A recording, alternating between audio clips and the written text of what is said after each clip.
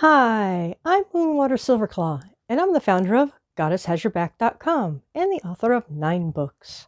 In today's episode, we're going to talk about how witches enjoy freedom and feeling better. When I was a child, I was dragged to church, and that's where I met the Angry God. The Angry God was angry about anything I did wrong. Even thinking got me in trouble. It was like I couldn't appease or follow the rules successfully. When I found the path of Wicca, it was a revelation. Wicca was so different than the oppressive religion that my parents took me to. Instead, it was very freeing, and I felt hope. And now I'm going to share 3 insights. The first one is, enjoy freedom from the Angry God. Being around an angry relative really puts you down, but at least you can escape from the relative sometimes. But with the Angry God, you're stuck with him 24/7. However, in Wicca, we talk about the Gracious Goddess and how she is very nurturing and loving. She doesn't punish just for thinking of a thought that displeases her. And you can have a healthy relationship with a deity.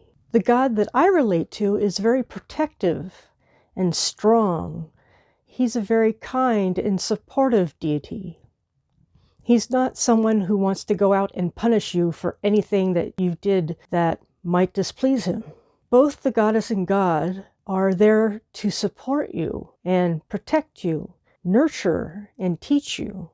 It's not about having to sacrifice everything you love just to appease a deity.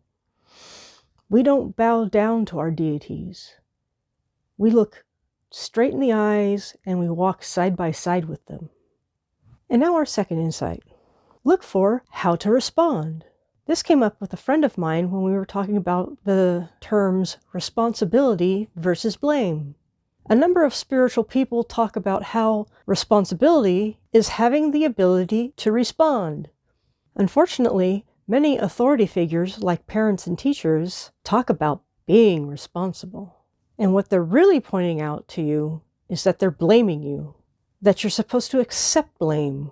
And this echoes the Angry God. Instead, I look at this world as a classroom with lessons to be learned and learning how to respond to different situations and to respond better next time. That's different than looking for who is to blame. Remember, look for how to respond. And our third insight is, we live in harmony with nature. We don't own it.